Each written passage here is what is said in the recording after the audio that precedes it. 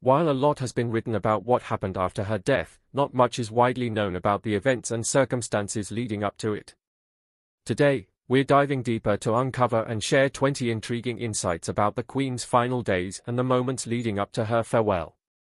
Queen Elizabeth II had been dealing with health challenges for quite some time before her passing on September 8, 2022. The year itself proved to be particularly tough for her in this regard. In February, she tested positive for COVID-19, which, while causing only mild symptoms, sparked widespread concern throughout Britain. Despite being fully vaccinated and having received a booster shot, her age, 95 at the time, placed her in a high-risk category. To prioritize her well-being, the royal palace scaled back her responsibilities, allowing her to focus on lighter duties at Windsor Castle. However, despite these adjustments, only some things could be managed or resolved behind palace doors, and her health continued to decline over the following months. In addition to her age and declining health, Queen Elizabeth II was also carrying the weight of a deeply broken heart. Her husband of 73 years, Prince Philip, passed away in 2021 at the age of 99, leaving the Queen devastated. Despite her immense grief, she continued fulfilling her royal duties, though it was clear she carried on with a heavy heart. Many believe that her sorrow played a significant role in her decline, with some even suggesting that her death was in part due to a broken heart. This idea becomes even more poignant when you consider the touching detail of their final resting place. Prince Philip's coffin was initially placed in the royal vault but was moved to the King George VI Memorial Chapel to rest beside the Queen after her passing. It's as though the monarch had planned their final journey together, ensuring that even in death, they would remain side by side, just as they had been throughout their extraordinary lives. Even in the face of immense personal loss and declining health, Queen Elizabeth II remained steadfast in her commitment to her royal responsibilities. After Prince Philip's death, she continued to carry out her day-to-day duties were a testament to her resilience and dedication. However, as time went on, the toll on her health became evident. In March 2022, for the first time in 60 years, the Queen was unable to attend the state opening of Parliament due to mobility issues. Instead, the Prince of Wales stepped in to deliver her speech, a poignant moment in her reign. This was only the third time she missed the event, with the first two being during her pregnancies with Prince Andrew in 1959 and Prince Edward in 1963. Remarkably, even in her final days, the Queen was fulfilling her role.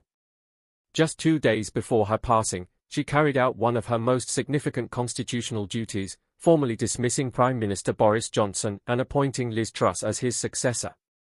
The ceremony, held at Balmoral Castle rather than Buckingham Palace, reflected her adaptability to her circumstances. According to Truss, the Queen was sharp and engaged during their meeting, even using a walking stick to get around. Some close to her suggested that with this final act, the Queen felt she had completed her duties and was at peace, ready to let go. Her dedication to her role, right until the very end, remains one of the defining marks of her extraordinary reign. In her final days, Queen Elizabeth II spent most of her time at Balmoral Castle in Scotland, a place she held dear.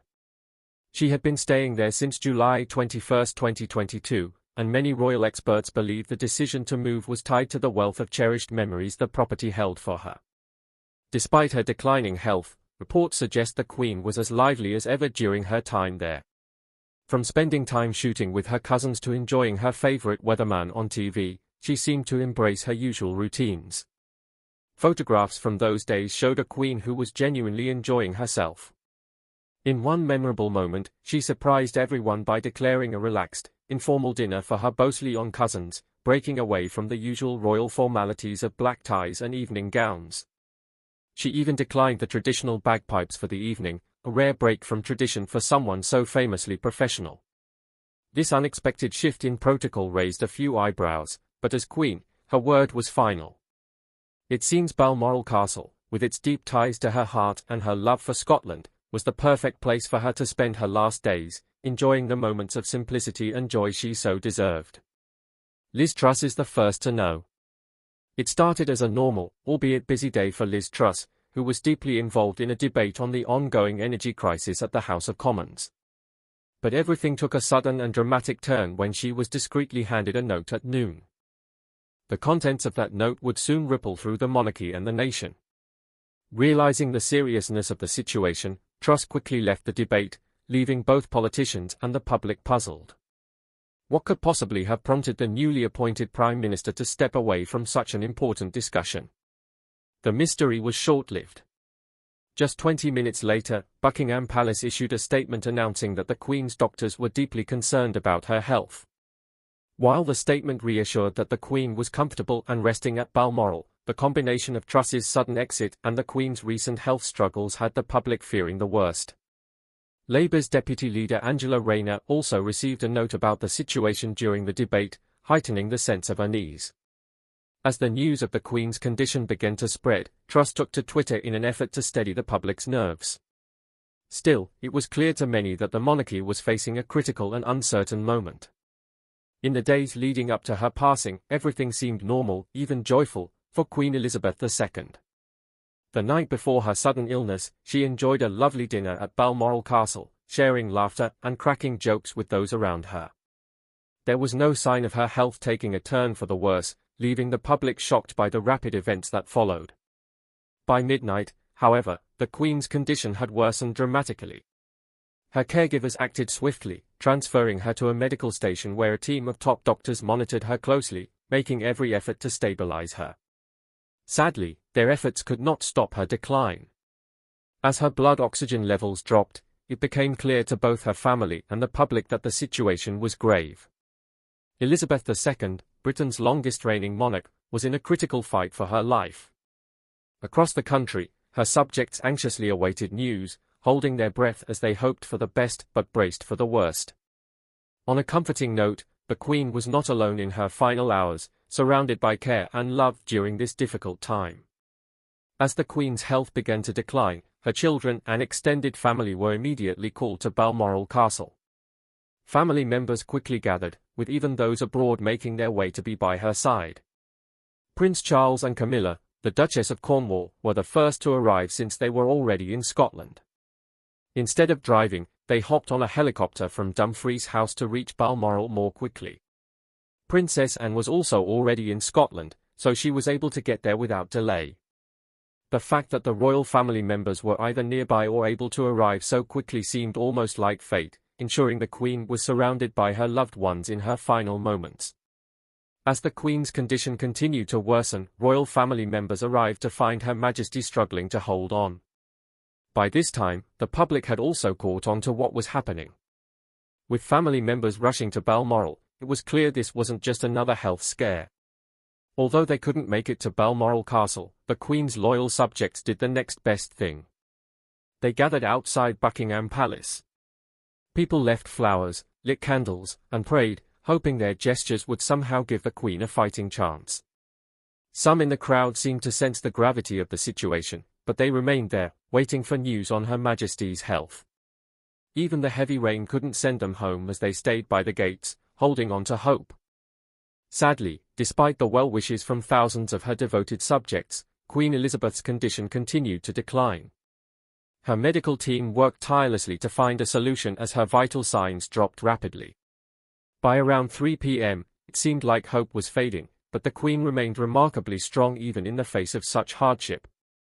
She put on a brave face and fought fiercely during her final moments. However, even the Queen couldn't defeat death.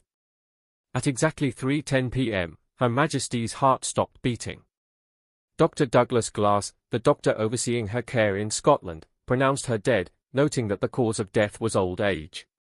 While the news devastated many, Dr. Glass revealed that he had seen this day coming months earlier. With the Queen passing away, the royal family members began arriving at Balmoral Castle. Prince William landed at Aberdeen Airport at 4 p.m. Behind Catherine and their 3 children at their home, he was soon joined by the Duke of York, the Earl, and the CST of Wessex. By 5 p.m., Prince Harry, who had been attending the Well Child Charity Awards in London, cancelled his plans and quickly flew to Scotland, while Meghan stayed behind at Frogmore Cottage in Windsor. It was a strange coincidence that the couple was already in the UK for charity engagements when the news broke. The public wouldn't hear of the Queen's passing until about an hour and 25 minutes later, after every royal family member had been informed.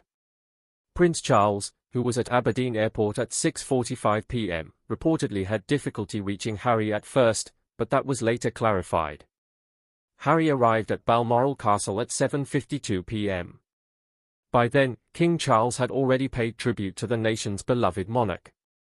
Meanwhile, the palace staff worked tirelessly, calling all necessary individuals, including the Chief of the Defence Staff, the High Commissioners of the 14 countries under Her Majesty's rule, and maintaining urgent communications with the Prime Ministers.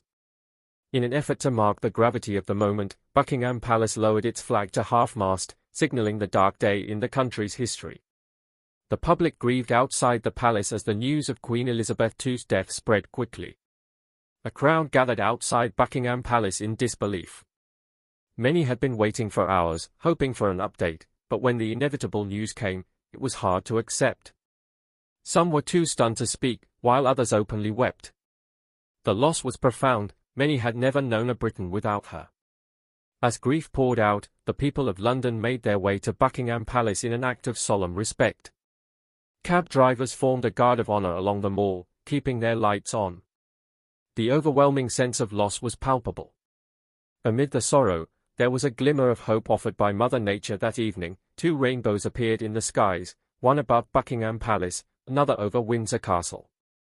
It was a touching, if fleeting, symbol of continuity and resilience. In a spontaneous show of solidarity, the gathered crowd began to sing "God Save the Queen," the national anthem that had long united the nation. The collective grief turned into a moment of shared tribute, an unspoken farewell to the monarch who had reigned for so long. News outlets around the world interrupted regular programming, reporting the passing of the Queen and marking it as one of the most shocking moments of the year. The mourning was global, with the loss deeply felt not just in the UK but across the world.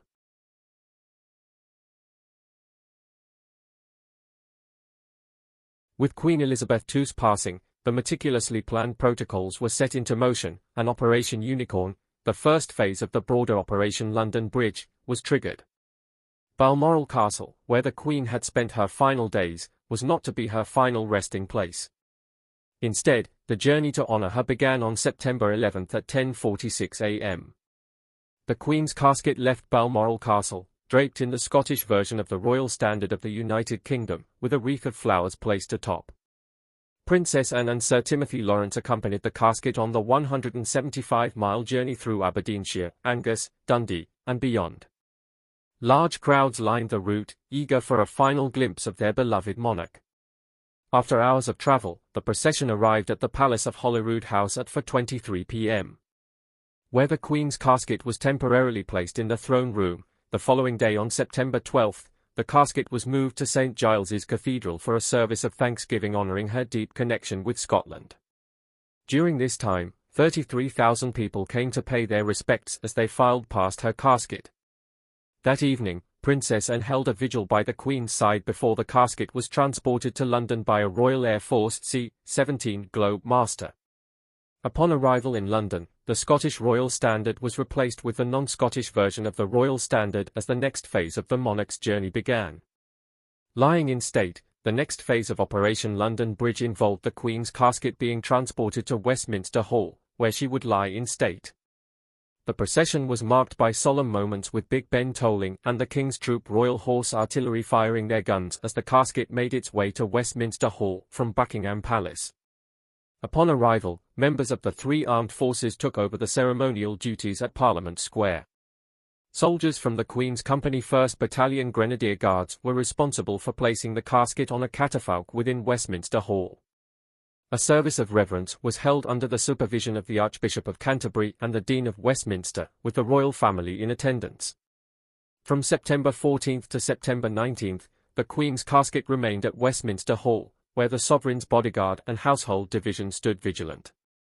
The hall was open to the public, allowing 250,000 mourners to pay their respects in person.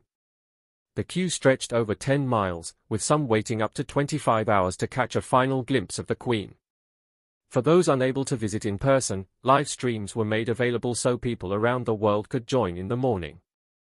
On the evening of September 16, King Charles and his siblings participated in a vigil at the casket, followed on September 17 by the Queen's 8 grandchildren, each taking their turn to honor their grandmother. The national grief and devotion continued as the Queen's memory was deeply cherished by the public. The state funeral, following the period of lying in state, was the next major task. The Queen's state funeral plans had fortunately been carefully prepared and discussed with the Queen since the 1960s, so it was a matter of following established guidelines. The responsibility for overseeing the funeral arrangements fell to Earl Marshal, and the Foreign Office took charge of sending out invitations to 500 foreign dignitaries and heads of state.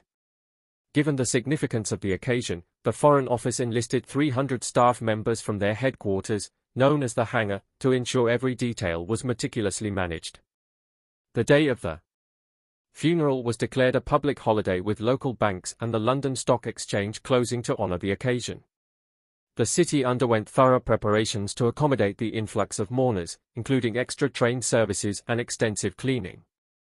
On September 19, the Queen's casket was transported to Westminster Abbey. The procession to the Abbey was conducted by the state gun carriage of the Royal Navy. As the procession moved along, the tenor bell of Westminster Abbey tolled once every minute for 96 minutes, one for each year of the Queen's life. The casket arrived at Westminster Abbey at 10:52 a.m., marking the beginning of the next phase in the funeral proceedings, with the Dean of Westminster, David Hoyle, leading the ceremony. The service followed the 1662 Book of Common Prayer, with readings by Prime Minister Liz Truss and Baroness Scotland, Secretary-General of the Commonwealth. The Archbishop of Canterbury delivered the sermon during the service. The music included "Like as the Heart" by Judith Weir and "Who Shall Separate Us" by James M. Malone, pieces which held special significance as they had been featured in the Queen's coronation and wedding. As the service drew to a close, the last post was played, followed by a 2-minute silence. The national anthem was performed, concluding the funeral with a poignant bagpipe rendition of "Sleep, Dearie, Sleep." This marked the end of a historic and emotional service for the late Queen. An honourable mention goes to a never-before-seen picture of the Queen. One of the Queen's followers sent in a never-before-seen picture of Queen Elizabeth II, however, the follower forgot to provide an explanation. In the image, the Queen appears to have red eyes and seems to be crying. This could be attributed to the profound sadness she may have felt after the passing of her beloved husband, Prince Philip. Their bond was deeply personal, and his death in 2021 was a significant loss for Her Majesty. The second image in question raises another intriguing thought: was it truly the Queen in that particular photo? Given the Queen's exceptional work ethic and unwavering dedication to her royal duties, it's possible that the image was taken during a particularly emotional moment, showing her vulnerability in an otherwise public role. What do you think? Have you ever visited Buckingham Palace or experienced the presence of the royal family in any way? We'd love to hear your thoughts. Following the funeral service, the next phase of the Queen's farewell began, the journey of her casket to Wellington Arch. This was an important moment as the state gun carriage, which had been used for royal funerals, was drawn by 98 Royal Navy sailors, something that hadn't been done in practice since the funeral of Sir Winston Churchill. 1965. As the procession moved along, it passed Queen Victoria's Memorial, where the soldiers paused to give a royal salute. At Wellington Arch, the casket was transferred to the state hearse, which would begin the journey to Windsor. In Windsor, another procession had already formed from Albert Road. The two processions combined, totaling about a military personnel making their way to St. George's Chapel. Thousands of onlookers lined the route, paying their respects. Among the crowd were the Queen's loyal pets, her fell pony Emma and her two corgis, Sandy and Newick, standing as silent witnesses to the historic procession. Finally, the procession reached the west steps of St. George's Chapel, where the casket was gently moved inside for the next part of her journey. At 4 p.m., the committal service began at St. George's Chapel in Windsor, with King Charles and the royal family present.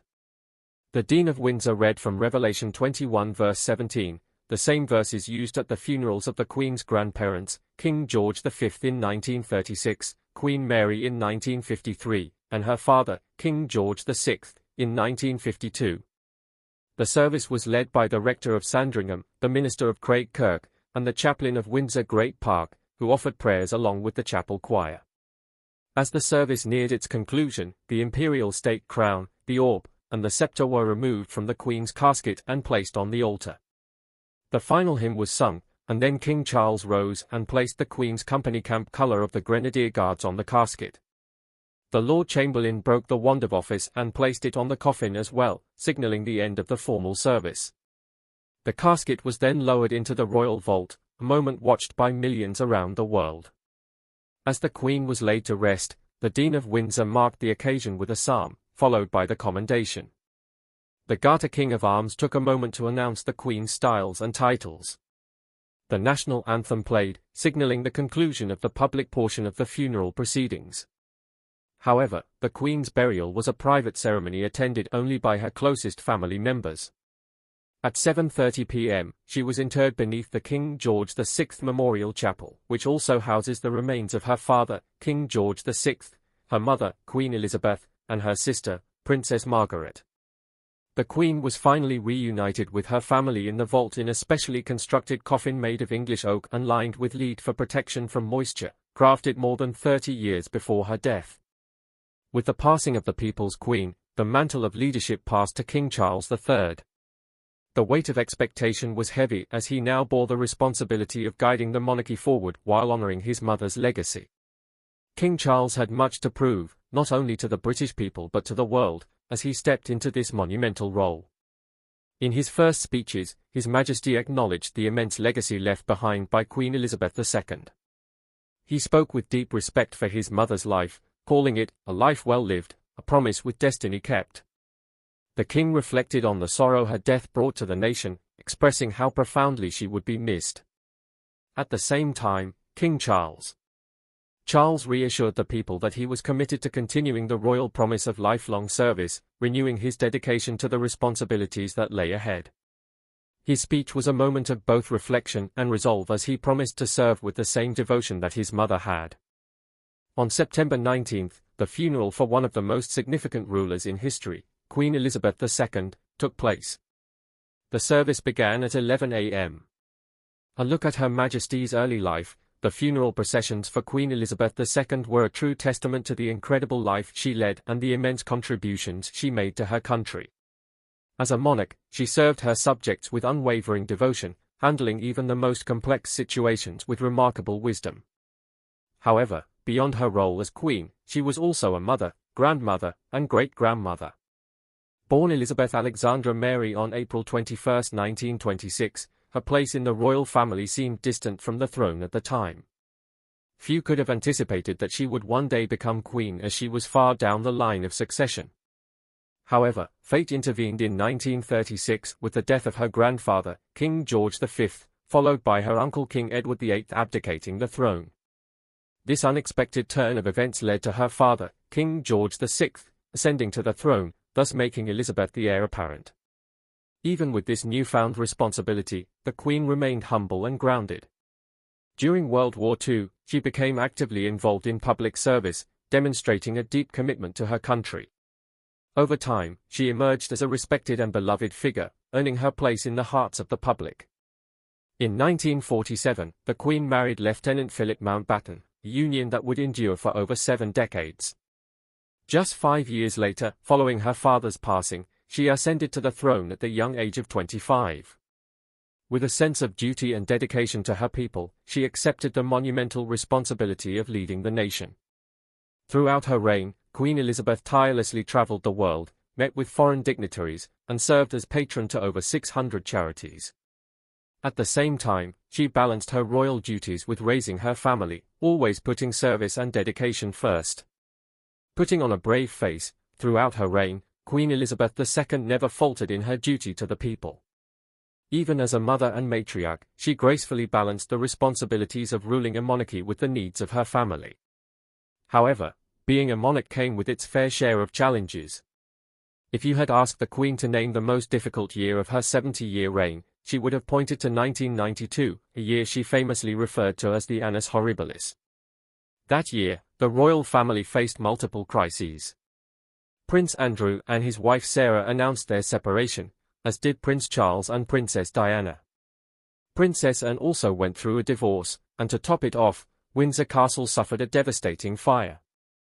In her own words, Queen Elizabeth remarked, "1992 is not a year on which I shall look back with undiluted pleasure." The country, too, was going through tough times, grappling with a recession. In response to the economic struggles and to address public sentiment, the Queen made the historic decision to pay taxes on her income, a move that was widely applauded. However, it wasn't enough to fully repair the tarnished image of the royal family, particularly in the wake of the tumultuous relationship between Prince Charles and Princess Diana. Despite the challenges, Queen Elizabeth persevered. She reached several milestones, including her Golden Jubilee in 2002 and her Diamond Jubilee in 2012, celebrating remarkable years on the throne. In 2017, after Prince Philip's retirement, she too began to take a step back. In June 2022, she marked her Platinum Jubilee before sadly passing away that September. Her reign, marked by grace, elegance, and resilience, left an indelible mark on history, one that will not soon be forgotten. Thank you for joining us on this journey through her extraordinary life.